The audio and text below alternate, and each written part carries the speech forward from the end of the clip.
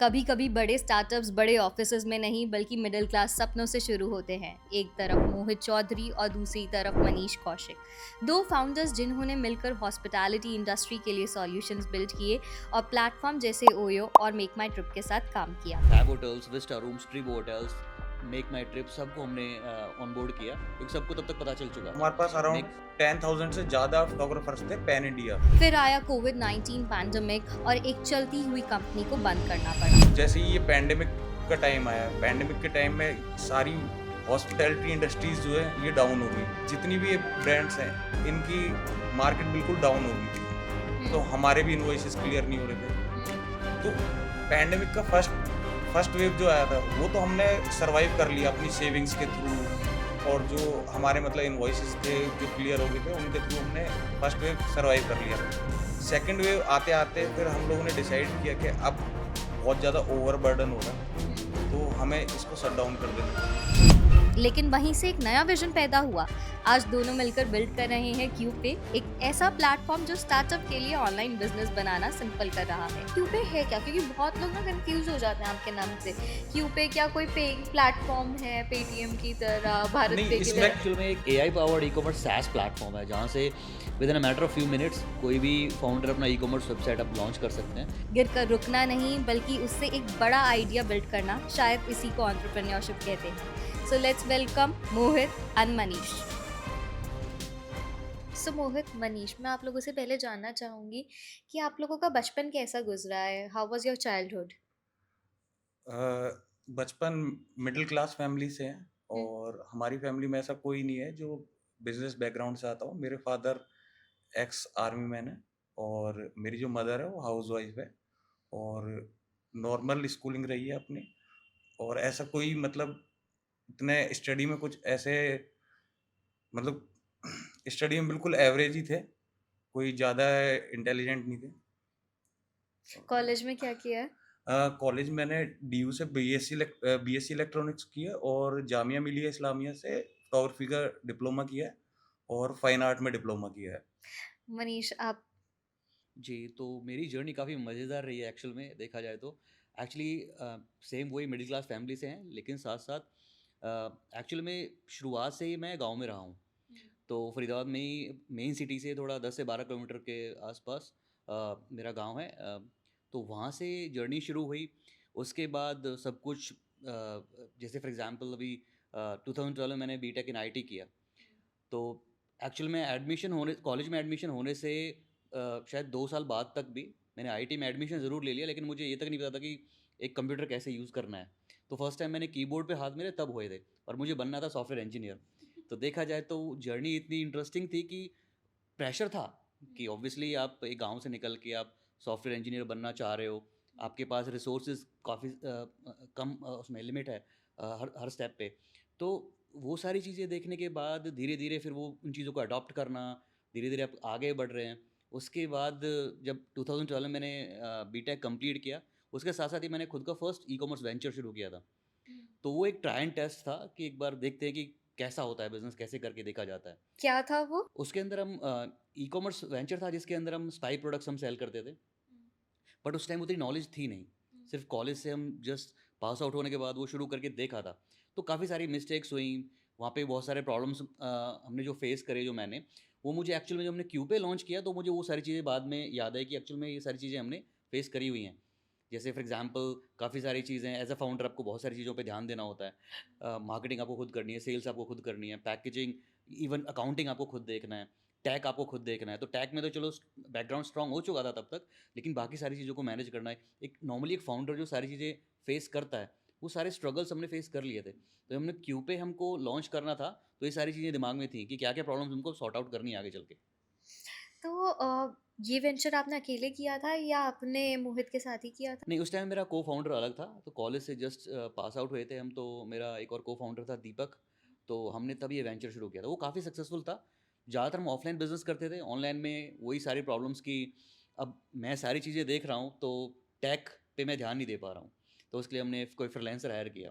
वही था कि पैसे दे दिए, काम टाइम पे नहीं हुआ, जो आज भी फाउंडर्स, जो D2C फाउंडर्स हैं, ई कॉमर्स फाउंडर्स हैं, वो फेस करते हैं। तो आप दोनों कैसे मिले? लाइक मेरा खुद का प्रोडक्शन हाउस था। कॉलेज टाइम पर ही मैंने खुद का प्रोडक्शन हाउस स्टार्ट कर दिया था, जिसमें कि फैशन फोटोग्राफी और वीडियो प्रोडक्शन ये सारा सब कुछ हुँ, रहता था। तो उस टाइम पर काफ़ी सारी बॉलीवुड मूवीज़ के लिए काम किया, सीरियल्स के लिए काम किया, बट एक टाइम ऐसा आ गया था कि जब मार्केट बहुत ज़्यादा स्लो डाउन हो गई थी और मार्केट में बहुत सारे मतलब इस टाइप के कॉम्पिटिशन क्रिएट हो गए थे, जो कम बजट में भी हुँ, आपका काम कर रहे थे। हुँ, तो मुझे लगा उस टाइम पर कि अब कुछ डिजिटल प्लेटफ़ॉर्म ऐसा क्रिएट करना चाहिए जिस पर ये सारे जितने भी कॉम्पिटिशन क्रिएट हुए हैं, इनको हम काम दे पाएँ। हुँ, फिर मैंने वो आइडिया जो है मनीष के साथ शेयर किया, तो वहाँ से हमारी एक जर्नी स्टार्ट हुई। 2016 में हमने प्रोफेशनल्स के नाम से एक प्लेटफ़ॉर्म लॉन्च किया था, हुँ, जिस पे photographers, makeup artist, fashion stylist और मॉडल्स हम प्रोवाइड कराते थे। हुँ, फिर उसके बाद धीरे-धीरे हमने जो है उस कैटेगरी को बी2बी में लॉन्च कर दिया। हुँ, तो फिर प्रोफ़ेशनल नाम ऐसा था जो कि यूनिवर्सल है, हुँ, तो उसमें ट्रेडमार्क में प्रॉब्लम आ रही थी। फिर हमने उसे रीनेम करके 2017 में क्विको के नाम से उसे लॉन्च किया। हुँ, और क्विको में हमने फिर बी2बी जितने भी ब्रांड्स हैं, OYO Rooms, MakeMyTrip, Fab Hotels, Vista Rooms, hospitality में जितने भी ब्रांड्स हैं, उनके लिए जितनी भी इमेजेस रहती थी हुँ, इंटीरियर की, वो सारा हम करते थे। हुँ, और जितने ये मोबाइल के ब्रांड हो गए, ओप्पो, वीवो, इनके जो प्रोडक्ट लॉन्च होते थे, उनके इवेंट हम मैनेज करते थे सारा। फिर उसके बाद धीरे फिर हमने मल्टीपल कैटेगरीज़ में अपना स्टार्ट करना शुरू किया। जैसे इसमें हॉस्पिटैलिटी में अदर कैटेगरीज़ रहती हैं। एसी सर्विस हो गई, क्लीनिंग की डीप क्लीनिंग की सर्विस हो गई। फिर हमने एसी की सर्विस देना स्टार्ट किया मेक माई ट्रिप को, फैब होटल्स को। हुँ। फिर जैसे अर्बन क्लैप कर रहा है आज की डेट में। यस, अर्बन क्लैब बी2सी में देता है, बट हमारा जो ब्रांड था वो बी2बी सर्विसेज़ में था। हुँ, और हमारे जितने भी कस्टमर थे, जैसे मिंत्रा को हम प्रोडक्ट फ़ोटोग्राफ़ी देते थे, फैशन फ़ोटोग्राफ़ी देते थे। और पेटीएम मॉल था, पेटीएम मॉल को हम उनकी प्रोडक्ट फ़ोटोग्राफ़ी की सर्विसेज़ देते थे। हुँ, फिर उसके बाद जैसे ही ये पैंडेमिक का टाइम आया, पैंडेमिक के टाइम में सारी हॉस्पिटैलिटी इंडस्ट्रीज़ जो है ये डाउन हो गई। और पैंडेमिक के टाइम में हमारा जो लास्ट कस्टमर था वो नो ब्रोकर था। अच्छा। हाँ, नो ब्रोकर जो आज की डेट में सर्विसेज़ देता है, वो हम नो ब्रोकर को प्रोवाइड कराते थे अपने प्लेटफ़ॉर्म के थ्रू। जितने हुँ, भी हमारे सर्विस प्रोवाइडर थे, वो नो ब्रोकर के लिए काम करते थे, बट हमारा प्लेटफ़ॉर्म यूज़ होता था उस टाइम पर। हुँ, बट कोविड के टाइम में क्या प्रॉब्लम आ रही थी कि जितने भी आरडब्ल्यूए थे और हुँ, सोसाइटीज़ के प्रेज़िडेंट थे, ये लोग एंट्री नहीं लेने देते थे। बट अच्छा। हाँ, तो हमारी मार्केटिंग कॉस्ट लग रही थी, हमारे सर्विस प्रोवाइडर वहाँ पर जा रहे थे, हुँ, तो वो सारी कॉस्ट हमें बियर करनी पड़ रही थी। फिर जितनी भी ये ब्रांड्स हैं, इनकी मार्केट बिल्कुल डाउन हो गई थी, तो हुँ, हमारे भी इनवॉइसेस क्लियर नहीं हो रहे थे। हुँ, तो पैंडेमिक का फर्स्ट फर्स्ट वेव जो आया था, वो तो हमने सर्वाइव कर लिया अपनी सेविंग्स के थ्रू। हुँ, और जो हमारे मतलब इनवॉइसेस थे, जो क्लियर हो गए थे, उनके थ्रू हमने फर्स्ट वेव सर्वाइव कर लिया। सेकंड वेव आते-आते फिर हम लोगों ने डिसाइड किया कि अब बहुत ज़्यादा ओवरबर्डन हो रहा है, हुँ। तो हमें इसको शट डाउन कर देना चाहिए। तो फिर हमने अराउंड 2021 में क्विको को शट डाउन कर दिया था। उस टाइम पे पार्टिकुलरली आपकी एज क्या रही होगी? 21 में हमारी एज थी अराउंड 30 के अराउंड। शादी हो गई थी? नहीं, शादी नहीं हुई थी। शादी में बच्चे भी नहीं होंगे, मैं हाँ, ये हाँ, पूछने हाँ। वाली थी कि नहीं, क्विको का भी काफ़ी इंटरेस्टिंग रहा था। एक्चुअल में क्या था, बी2बी में जो आप सर्व करते हो, तो बी2बी में आपका क्लाइंट आपको क्लोज़ करने के लिए काफ़ी टाइम लगता है। तो उस टाइम पे हमको फर्स्ट कस्टमर क्लोज़ करने में हमको 6 महीने लगे थे। हमारा फर्स्ट कस्टमर था ओयो रूम्स। हमने कोल्ड आउटरीच किया था, डायरेक्ट रितेश अग्रवाल को मैंने लिंक्डइन पे पिच किया था। एक्चुअली वो सेम प्रॉब्लम फेस कर रहे थे। उनको नॉर्थ ईस्ट में एक्सपेंड करना था, और ओयो और जितनी भी हॉस्पिटैलिटी कंपनीज़ थी, इनको सबको फंड्स बिल्कुल फ्रेश फंड से रेज़ कर रहे थे।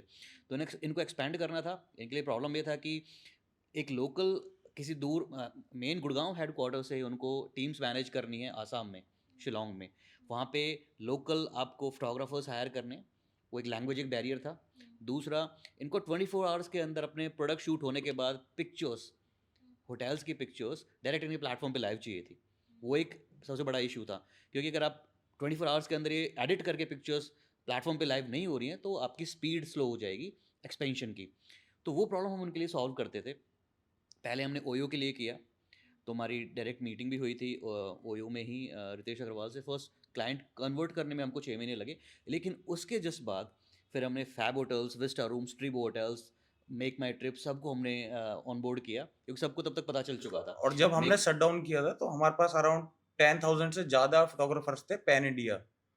अकेले मेक माई ट्रिप के लिए हमने 55 प्लस सिटीज़ में 4 महीने के अंदर एक्सपैंड किया था।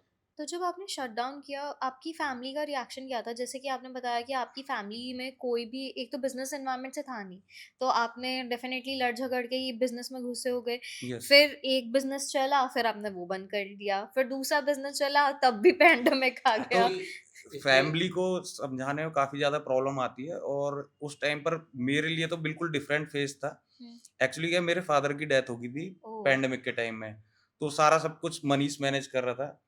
तो दोनों साइड प्रॉब्लम चल रही थी मेरे साथ कि यहाँ पर मेरे फादर हॉस्पिटल में थे और कंपनी में भी बिल्कुल स्लो डाउन चल रहा था, सब कुछ काम भी नहीं चल रहा था। तो उस टाइम पर सारा इसमें सब कुछ एक्चुअल मनीष में ही हैंडल कर रहा था। मुझे लगता है ज़्यादातर फाउंडर्स जो इंडिया में या कहीं पे भी किसी भी कंट्री में हैं, फाउंडर्स की लाइफ का एक थोड़ा सा एक ड्रॉबैक है, इसको ऐसे कह सकते हैं कि आप फैमिली के साथ सारी चीज़ें शेयर नहीं कर सकते।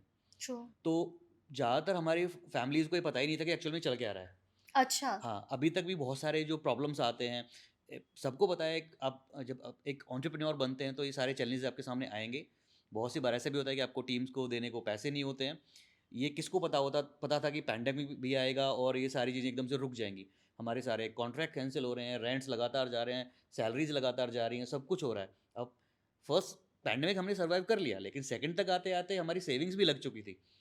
तो मैं कुछ पूछूँ तो क्विको का पीक कितना था उस पर्टिकुलर टाइम पे? उस टाइम पर पीक इस लेवल पर था कि ईज़ माई ट्रिप अपनी नई कैटेगरी लॉन्च करने वाला था होटल्स की। हुँ, और हमारे पास अराउंड 4.5 सीआर के अराउंड का हमें वो मिल रहा था, प्रोजेक्ट मिल रहा था ईज़ माई ट्रिप का। इतनी वर्थ थी उस कॉन्ट्रैक्ट की जो प्रोजेक्ट हमको मिलने वाला था, क्योंकि उनको पता था कि अगर इंडिया में हॉस्पिटैलिटी में कोई कंपनी B2B के अंदर शूट कर रही है, मतलब होटल्स की पिक्चर्स किसी के पास हैं तो वो इनके पास हैं और सभी के लिए शूट कर रहे हैं, और जो इन्वेंट्री है, जो सप्लाई है, वो लिमिटेड है। वही होटल्स ईज माई ट्रिप पे भी वही होटल्स मेक माई ट्रिप पे भी हैं, वही होटल्स आपके वही रूम्स पे भी हैं। तो इनके पास है, अगर हमारे पास ये डेटा मिल जाता है या ये हमारे लिए कर देते हैं, जो स्पीड से एग्जीक्यूशन होगा वो कोई और नहीं कर सकता। तो इसलिए हमारा उनसे कॉन्ट्रैक्ट वो होना था। वो ऑलरेडी उनके वीपीज के साथ मीटिंग्स हो चुकी थी। रिकान पिट्टी जो सर हैं, उनको अभी तक हमारे और पिक्चर यही मिलते हैं रीज़न है उनके कि साथ। उनके तो साथ आज भी हमारे रिलेशन इतने अच्छे हैं कि वो हमसे मीटिंग करते हैं, कभी भी मिलने के लिए बुला लेते हैं और बिज़नेस के बारे में पूछते रहते हैं रेगुलर। हुँ, और आज की डेट में वो काफ़ी सारे इवेंट्स में स्पॉन्सर कर रहे हैं, लाइक जैसे अभी पीछे रेसलिंग लीग हुई थी, हुँ, उसमें उन्होंने स्पॉन्सरशिप की थी, तो उसमें भी इनविटेशन दिया था उन्होंने आने के लिए। हुँ। तो वो एक प्रॉपर एक गाइड की तरह, एक मेंटोर की तरह वो हमेशा अवेलेबल रहते हैं जब भी हमको कुछ पूछना होता है ये सब चीज़ों में। तो उसी से कि वो क्विको के टाइम पे जो रिलेशनशिप बिल्डिंग हुई है हमारी इनके साथ, तो वो एक अभी के टाइम में जो भी कुछ पूछना हो, जैसे फॉर एग्जांपल फंड्स रेज करने जाना है, तो कुछ क्वेश्चंस उस तरह के होते हैं जो उनको क्वेरीज हमको क्लियर करनी होती हैं, तो डाउट्स वगैरह वो सब में हमारी हेल्प करते हैं। तो वो जर्नी में अभी तक ये है। मैं बात कर रहा था फैमिलीज़ को ना बताने वाली, उसके अंदर ये है कि फैमिली सच में आज भी नहीं जानती होंगी एक्चुअल में कि एक्चुअल क्या करते हैं। कई बार, क्योंकि मैं 2016 में के आसपास मैं मेन सिटी में फरीदाबाद में शिफ्ट हो गया था, तो अभी भी कुछ दिन पहले की बात है, तो मेरी जो मम्मी है वो मुझसे पूछ रही थी कि एक्चुअली बिजनेस है क्या। तो उनको अभी भी प्रॉपर इतना, क्योंकि डिटेल में टेक्निकली वो सारी चीज़ें हम नहीं बता सकते बिजनेस के बारे में भी, और शायद ही आज तक कभी ऐसा हुआ हो कि वो कभी उन्होंने ऑफिस भी विजिट किया हो। बस वो ट्रस्ट है कि हाँ ये आराम से जो कर रहे हैं, इन्होंने वो सारे फेजेस देख चुके हैं, अभी जो कर रहे हैं ये सही बात पे हैं। उन्होंने अब बहुत अच्छा टाइम भी देखा है, उन्होंने लो टाइम देखा। लो फेज में हमने कोई बताया नहीं घर पे कि एक्चुअल में चल क्या रहा है। धीरे नॉट धीरे इवन हमने उन चीज़ों से फैमिली, निकल गया है। जो आपके नियरेस्ट जो लोग हैं, मतलब आपके फ्रेंड्स हैं, हुँ। आपके रिलेटिव्स हैं, उनको भी कभी समझ में नहीं आएगा कि एक फाउंडर की लाइफ में क्या चल रहा है। ट्रू। कोविड ने डेफ़िनेटली बहुत लोगों के बिज़नेस खाए, सब कुछ हुआ। आप लोगों का एक बिज़नेस वेंचर बंद हुआ। उसके बाद आपने क्यूपे का कैसे सोचा कि क्यूपे स्टार्ट करते हैं? और सबसे पहले एक तो ये बताइए क्यूपे है क्या? क्योंकि बहुत लोग ना कन्फ्यूज़ हो जाते हैं आपके नाम से। क्यूपे क्या कोई पेइंग प्लेटफ़ॉर्म है पेटीएम की तरह, भारत नहीं, पे की क्यूपे इसमें तरह? एक्चुअल में एक AI powered e commerce SaaS platform है, जहाँ से with in a matter of few minutes कोई भी फाउंडर अपना ई कॉमर्स वेबसाइट आप लॉन्च कर सकते हैं, अपने प्रोडक्ट्स को ऑनलाइन सेल कर सकते हैं आप। तो आपके लिए आपको उसके लिए कोई टेक्निकल नॉलेज होने की ज़रूरत नहीं है, कोई टेक्निकल एक्सपर्टीज़ की ज़रूरत नहीं है। तो सबसे पहले तो इसको इतना ईजी बनाना था, सुपर ईजी, कि कोई भी अपना ऑनलाइन प्लेटफॉर्म क्रिएट करके एक दिन के अंदर ही अपने प्रोडक्ट्स ऑनलाइन सेल करना शुरू कर सके। सबसे पहले तो मुझे ये बताइए आइडिया आया कहाँ से कि आपको कुछ ऐसा करना है? जब हम ये इसी फेज में थे क्विको को वाइंड अप करने के बाद, तो उस टाइम पे जैसे आपने बताया बहुत सारे बिजनेस और भी बंद हुए थे। तो कुछ D2C फाउंडर्स भी थे, जो फाउंडर्स बिल्कुल हमारे जिस कोवर्किंग स्पेस में हम थे, तो वहाँ पे और भी थे नेटवर्क में हमारे। तो उनका हमने ये चीज़ देखा था कि या तो वो दो ही ऑप्शंस होते हैं, या तो कोई प्लेटफॉर्म यूज़ करो, एग्जिस्टिंग प्लेटफॉर्म्स जैसे होते हैं शॉपिफाई वगैरह। इन सब में यही था कि बहुत ज़्यादा एक्सपेंसिव पड़ रहा था, सब्सक्रिप्शंस दे रहे हो आप फिर उसके बाद आपके कमीशंस अलग जा रहे हैं, आपको मल्टीपल ऐप्स परचेज करने पड़े हैं, जो भी प्रॉब्लम आप फेस कर रहे हो उनका सोल्यूशन के लिए आपको थीम्स का पैसा देना है, कस्टमाइजेशन चाहिए तो अलग से एक्सटर्नल डेवलपर्स हायर करने पड़ रहे हैं। तो इतना सारा कॉस्ट होने के बाद उनका फिर भी प्लेटफॉर्म लॉन्च नहीं हो पाता था, या हो रहा है तो वो प्रॉपर उनको टाइमली वो सर्विसेज नहीं मिल रही हैं। तो ये सारे चैलेंजेस हमने देखे। और जैसे मैंने शुरू में बताया था कि ये सारी चीज़ मैं भी एक बार, क्योंकि एज अ फाउंडर आपको बहुत सारी चीज़ें देखनी होती हैं। You are looking after the procurement, stocks, marketing, sales, packaging, accounting तक आपको करनी पड़ती है। तो वो सारी चीज़ मैं, जब मैंने फर्स्ट वेंचर लॉन्च किया था कॉलेज के जस्ट बाद, वो मैं देख चुका था वहाँ पे वो सारी चीज़ें, और वो अभी भी इतने सालों में चीज़ वो सॉर्ट आउट होनी ही हुई थी। तो फिर हमने सोचा कि हम इस पर्टिकुलर चीज़ पे हम काम कर सकते हैं, इस पर्टिकुलर प्रॉब्लम को हम सॉल्व कर सकते हैं, और तब हमने इस पे काम करना शुरू किया था। और इस तरह से हमने 2023 के आसपास हमने कोई क्यू पे लॉन्च किया था। इससे पहले हमारा जो प्रॉपर एक फ़ेज़ होता है, 6 महीने तक हमने सभी अच्छे से रिसर्च किया, हमने सर्वेज़ किए, D2C फाउंडर्स को, ई-कॉमर्स फाउंडर्स को हमने मेल्स पे हमने सर्वेज़ किए, पर्सनली मिल के कम से कम 500-600 फाउंडर्स से हम मिले, उनकी प्रॉब्लम्स को समझा कि एक्चुअल में प्रॉब्लम है क्या? उन प्रॉब्लम्स को समझ के उनके अकॉर्डिंग हमने सॉल्यूशन बनाया। तो जब क्यू पे फर्स्ट टाइम लॉन्च हुआ, तो यही हमारे अर्ली अडॉप्टर्स थे। इनको पता था कि ये उस जो प्रॉब्लम ने बताया वो सारी प्रॉब्लम्स पे उन्होंने काम किया है, सॉल्यूशन हमारे सामने है। तो वो हमारे अर्ली अडॉप्टर्स, यही फर्स्ट 500-600 जो फाउंडर्स थे वो यही थे। और आज की डेट में इंडिया के अंदर ऐसा कोई भी प्लेटफॉर्म नहीं है जो बिना एजेंसी या बिना डेवलपर के आप खुद से मैनेज कर ट्रू। पाओ। उसके अंदर आपको कोडिंग की नीड होगी। अगर आपको कोई भी नया फीचर ऐड करना है या अपनी थीम कस्टमाइजेशन करनी है तो आपको एक डेवलपर हायर करना ही पड़ेगा। बट क्यूपे के अंदर ऐसा नहीं है।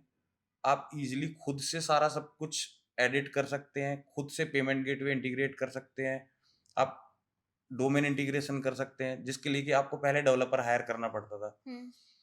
जैसे क्यूपे को शॉपिफाई ऑल्टरनेटिव इसलिए कह सकते हैं क्योंकि क्यूपे के पास जो भी फीचर्स हैं, वो सिर्फ़ और सिर्फ़ शॉपिफाई के पास हैं और कोई भी ब्रांड नहीं है जिसके पास क्यूपे जैसे फीचर्स हों। मार्केट में जैसे और भी ब्रांड्स हैं, विक्स है, वूकॉमर्स है, होस्टिंगर है, गोडैडी भी देने लगे। बट ये सारे प्लेटफ़ॉर्म्स वो हैं जिन्होंने स्टार्ट किया था as a information website create कराने से। बट जब इन्होंने देखा कि साथ में ई-कॉमर्स का भी एक ऑप्शन दे सकते हैं। जब आपके पास ऑडियंस है, तो आप उनको क्या है मल्टीपल ऑप्शंस देते हैं। तो उन्होंने एक ई-कॉमर्स का सेगमेंट भी साथ में लॉन्च कर दिया। बट ये जितने भी ब्रांड्स हैं, इनके पास किसी के पास भी प्रॉपर ई-कॉमर्स वाले फीचर्स ही नहीं है। तो आपने प्रॉब्लम आइडेंटिफाई कर ली थी इस स्टेज तक, आपको पता चल गया था कि यहाँ पे ये प्रोडक्ट तो अच्छा है, लेकिन आप उसमें अपना इतना टाइम और फंड्स इन्वेस्ट नहीं कर सकते अभी लोगों को सिखाने में। आपको उन लोगों को अपने प्लेटफॉर्म में लेकर आना है जो ऑलरेडी सीखे सिखाए हैं, ठीक है? तो उस पर्टिकुलर पॉइंट में आपने क्या सोचा कि हम अपने प्लेटफॉर्म पे क्या-क्या इम्प्रूव करें? जो आज की डेट में अगर आपको शॉपिफाई का कॉम्पिटिटर माना जाता है, तो क्यों? एक्चुअल में किसी भी बिजनेस के अंदर सबसे पहला काम होता है फाउंडर का, आपको ये चूज़ करना है कि आपकी आईसीपी क्या है, आइडियल कस्टमर प्रोफाइल क्या है, आपकी टारगेट ऑडियंस क्या है। तो हमसे वो फर्स्ट टाइम पे वो मिस्टेक हो चुकी थी कि आइडियल कस्टमर प्रोफाइल हमारा, हम सोच रहे थे कि मिड लेवल मार्केट होना चाहिए, जो हमने बाद में पिवट किया उस आईसीपी पे आने के लिए। और इनिशियली हम छोटे शोर ओनर्स को कर रहे थे, तो वो सही नहीं था। तो जब हमने मिड लेवल मार्केट को टारगेट करना शुरू करा, तो हमको समझ में आया कि वहाँ पे उनकी सबसे बड़ी प्रॉब्लम है टेक्नोलॉजी। एक्चुअली हमारी टैगलाइन भी है, making e commerce affordable and accessible. होता क्या है, अभी जितने भी एग्जिस्टिंग प्लेटफॉर्म्स मार्केट के अंदर अवेलेबल हैं, चाहे वो शॉपिफाई है और भी बहुत सारे प्लेटफॉर्म्स हैं, उनके अंदर एक कॉमन प्रॉब्लम ये है कि एज अ फाउंडर आपकी सबसे बड़ा हर्डल है, सबसे पहले आपको काफ़ी एक्सपेंसिव सब्सक्रिप्शन प्लान परचेज करना पड़ेगा। उसके बाद आपको हर एक ऑर्डर पे कमीशन भी देना पड़ेगा। फिर आपको डिपेंडिंग ऑन द प्लेटफॉर्म, फिर उसके साथ साथ आपको कोई भी प्रॉब्लम या कोई भी चैलेंजेस आप फेस कर रहे हैं मार्केट के अंदर, तो आपको उनके सॉल्यूशंस अवेलेबल तो हैं, लेकिन वो सॉल्यूशंस पेड ऐप्स की फॉर्म में अवेलेबल है। तो आपको ऐप्स परचेज करनी पड़ती हैं, और एक नहीं, कम से कम 4 से 5 ऐप ऑन एन एवरेज आपको लेनी पड़ती हैं। ये आप थोड़ा-सा डिटेल में बताएँगे क्योंकि बहुत सारे लोगों को ना पता नहीं होता स्टार्ट करने पे से पहले। फॉर एग्जाम्पल आप इंडिया में 90% ऑर्डर सीओडी होता है। उसमें से 60% ऑर्डर आपका रिटर्न आता है, इसको बोलते हैं RTO, रिटर्न टू ओरिजिन। और ये प्रॉब्लम आपके सामने फर्स्ट डे से सामने आएगी, ये प्रॉब्लम आपके सामने होगी, क्योंकि होता क्या है, एक फाउंडर को RTO के केस में फॉरवर्ड और रिवर्स शिपिंग दोनों साइड का पैसा देना पड़ता है। फॉर एग्जाम्पल, जब कस्टमर ने फर्स्ट टाइम आपकी वेबसाइट पे ऑर्डर प्लेस किया, तो शिपिंग टीम आपके वेयर हाउस से आइटम पिक करती है, कस्टमर घर पे डिलीवर करती है उस प्रोडक्ट को। तो इस केस में एज अ फाउंडर आपको कुछ अमाउंट देना होता है शिपिंग टीम को। डिपेंडिंग अपॉन द एरिया हाँ। कितना दूर है वो। फॉर एग्जाम्पल इसको मान लेते हैं 100 रुपीज़।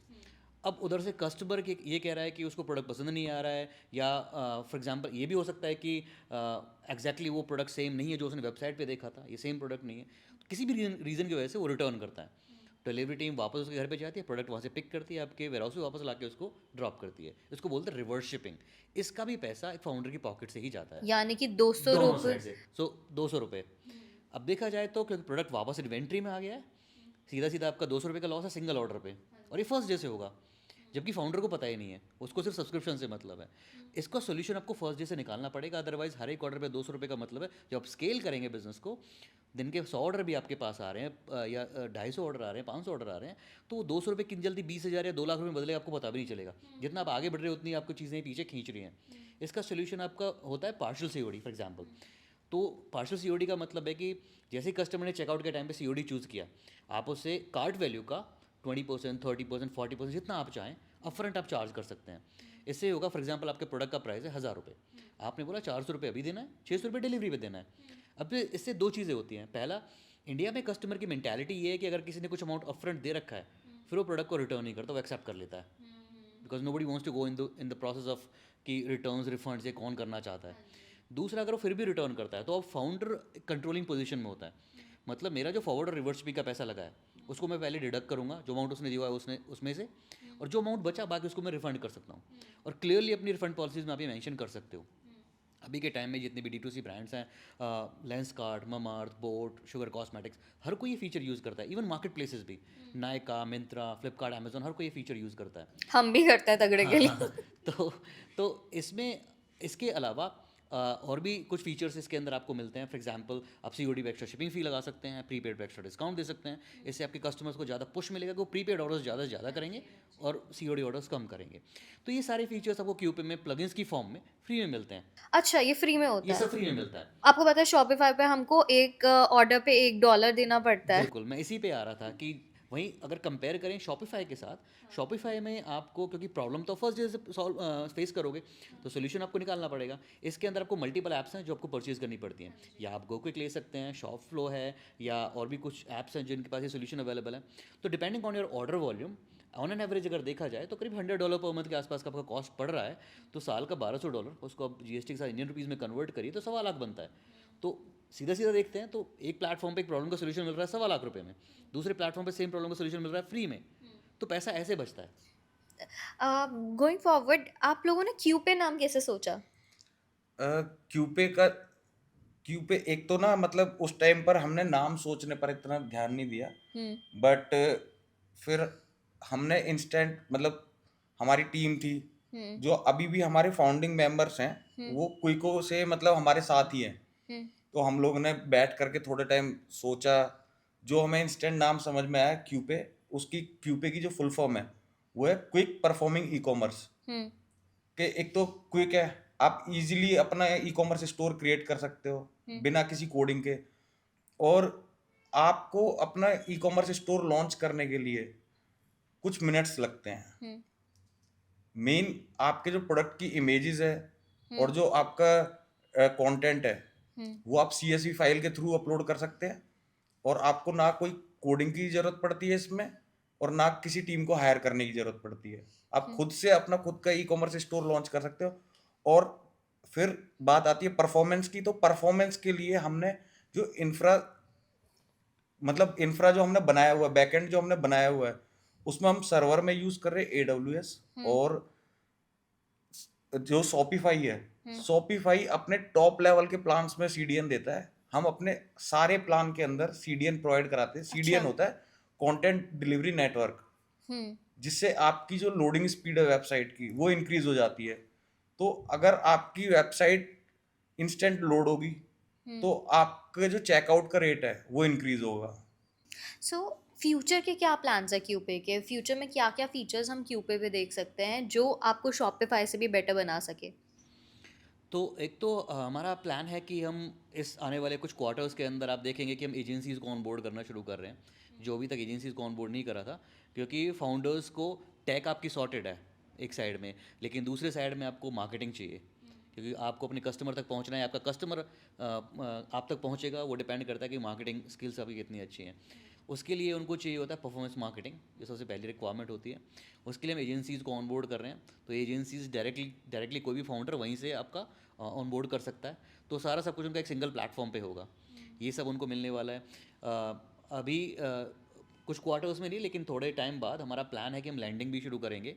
लैंडिंग से ये बेनिफिट होगा कि बहुत सारे फाउंडर्स जिनको इनके प्रोडक्ट अच्छे हैं, आइडिया अच्छा है, और लेकिन वो एग्जीक्यूट नहीं कर पाते क्योंकि उनके पास फंड्स नहीं है वो सारा सब कुछ एग्जीक्यूट करने के लिए। तो उसके लिए हम उनके जो लास्ट 6 मंथ्स की ट्रांजेक्शन्स हैं जो प्लेटफॉर्म पे हुई हैं, नंबर ऑफ़ ऑर्डर्स जितने भी हुए हैं, उसके बेसिस पे उनको हम कुछ क्रेडिट स्कोर असाइन करने वाले हैं। उस क्रेडिट स्कोर के बेसिस पे वो कुछ फंड्स हमसे रेज़ कर सकते हैं। तो वो फंड्स हम उनको अलॉट करेंगे, उसके बाद उनका एग्जीक्यूशन की स्पीड थोड़ी फास्ट होगी। और यही सब चीज़ें उनको चाहिए कि नॉर्मली अगर आप बैंक से जाते हैं फंड्स के लिए, या कुछ आप डेट वगैरह आप रेज़ करना चाहते हैं, तो वो बहुत सारे डॉक्यूमेंटेशन प्रोसेस बहुत ज़्यादा होता है, कोलैटरल्स वगैरह के बिना आप फंड्स रेज़ नहीं कर सकते। बट हमारे प्लेटफॉर्म पे, क्योंकि हमको पता है एक फाउंडर ने इतना टाइम हमारे साथ स्पेंड किया है, जो क्रेडिट स्कोर उसको असाइन किया हुआ है, जो सिस्टम उसको असाइन कर रहा है, उसके बेसिस पे एक फिक्स अमाउंट होता है, वो उतना आप रेज़ कर सकते हैं, तो अपनी जर्नी को पैसे आगे आप ग्रो कर सकते हैं।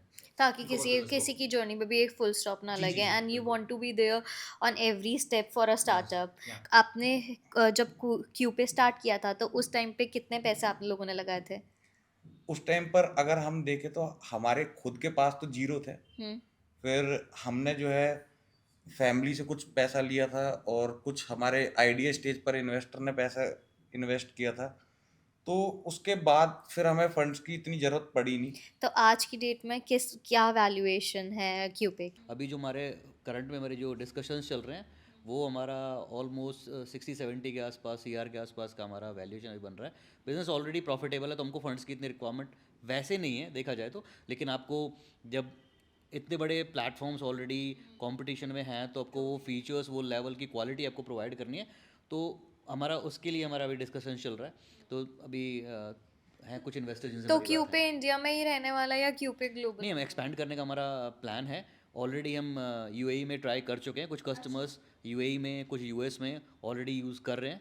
मैक्सिको में भी हमने ट्राई किया था, लेकिन उस पर थोड़ा सा हम रुके हैं क्योंकि एक साथ इतना एक्सपेंशन हम कर नहीं सकते। 2 कंट्रीज़ के हम ऑलरेडी हम अंदर ट्राई कर चुके हैं, जहाँ पे अर्ली अडॉप्टर्स जो हैं, जो फाउंडर्स यूज़ कर रहे हैं, वो फीडबैक दे रहे हैं। उन फीडबैक के अकॉर्डिंग हम प्रोडक्ट को रिफाइन कर रहे हैं। तो हम उस पर लॉन्च करने के लिए ऑलमोस्ट रेडी है। थोड़ा टाइम में ही आप देखेंगे कि हम इन अलग अलग कंट्रीज़ के अंदर अपनी ऑनबोर्डिंग शुरू कर देंगे। That's great, that's great. आज की डेट में कितने कितने स्टार्टअप्स हैं आपके प्लेटफॉर्म? 49,000 के आसपास ई कॉमर्स स्टोर्स क्रिएट हो चुके हैं क्यूपे पर, जो फाउंडर्स ने अपना ट्रस्ट दिखाया है अभी तक।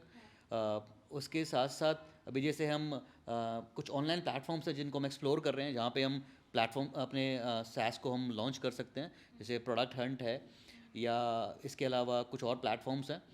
उनके हमको प्रोज एंड कॉन्स हम अभी हम चेक कर रहे हैं। देखा जाए तो जैसे कि कुछ प्लेटफॉर्म जहाँ पे एल लॉन्च होते हैं, हम उसके अंदर जाना नहीं चाहते, क्योंकि हमारे कुछ कंपैटिटर थे पहले जिन्होंने ये गलतियाँ कर लिया है, तो हम उनसे भी सीखते हैं कि ये गलती हमको नहीं करनी है। तो उन प्लेटफॉर्म से हम लॉन्च नहीं करने वाले, हम डायरेक्ट मार्केट में जाएंगे, और उसके अकॉर्डिंग हम इन पर्टिकुलर कंट्रीज़ के अकॉर्डिंग अपने पार्टनर्स को ऑनबोर्ड कर रहे हैं। वो हमें आगे एक्सपेंशन में हेल्प करने वाले हैं। लास्टली ना, मैं आप दोनों से एक चीज़ चाहूँगी कि ये आप जो भी बडिंग एंटरप्रेन्योर्स हैं, फाउंडर्स हैं, जैसे अभी हम बात भी कर रहे थे फाउंडर्स के बारे में, कि फाउंडर्स बनना बहुत ही बड़ी रिस्पॉन्सिबिलिटी होती है, बहुत प्रेशर रहता है। तो अगर आप मोहित, आपसे स्टार्ट करते हुए, कि अगर आप कुछ भी मैसेज देना चाहते हैं फाउंडर्स को, तो प्लीज़।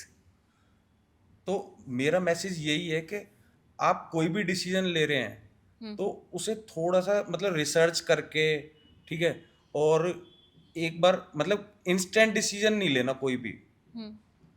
और शॉर्ट टर्म, अगर आपको शॉर्ट टर्म गोल है आपका बिजनेस, तो आप कभी बिजनेस में मत आओ। ठीक है, आप जो कर रहे हो अभी आप वही कर सकते हो, क्योंकि बिजनेस के लिए आपको प्रॉपर टाइम देना पड़ेगा।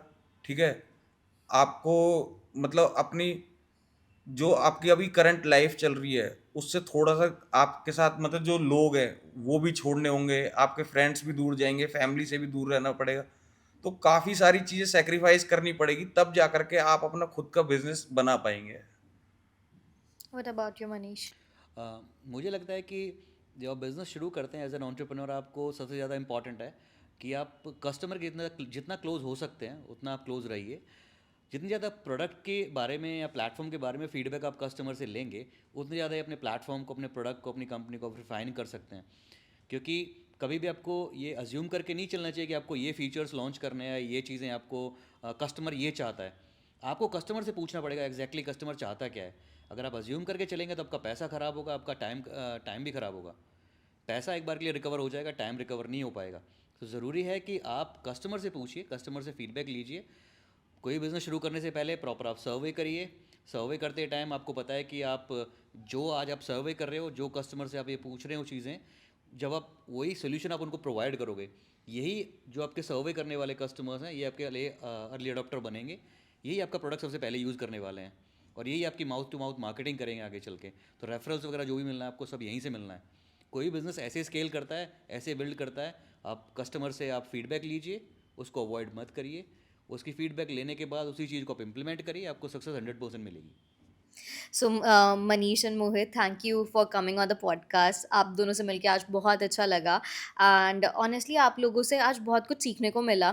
क्विको के फेल होने के बाद भी, जो कि इतना सक्सेसफुल था, सिर्फ एक पैंडमिक की वजह से फेल हो गया, फिर भी आप लोगों ने हिम्मत नहीं हारी है। आपने क्यूपे लॉन्च किया, जो कि आज शॉपिफाई का सबसे बड़ा कॉम्पिटिटर है एंड शॉपिफाई से ज़्यादा सर्विसेज प्रोवाइड कर रहा है, फ्री में प्रोवाइड कर रहा है, जो जो जिसके लिए वो बहुत पैसे लेते हैं। तो आई थिंक आप एक बहुत बड़ा चेंज लाने वाले हैं स्टार्टअप इंडस्ट्री में, क्योंकि स्टार्टअप स्टार्ट करना बहुत इजी होता है, लेकिन आपका पॉइंट बहुत सही है, उसको चलाना बहुत डिफ़िकल्ट है। एंड शायद आज लोग आप लोगों से सीख के या फिर आपके प्लेटफॉर्म पे जाके उससे सीख के चीज़ें, उनको जब बिजनेस कोच मिलेंगे, उनको एक रिलेशनशिप मैनेजर मिलेगा, उनसे सीख के वो शायद अपनी जर्नी फुलफिल कर सकें। So thank you for being here. Thank you sir.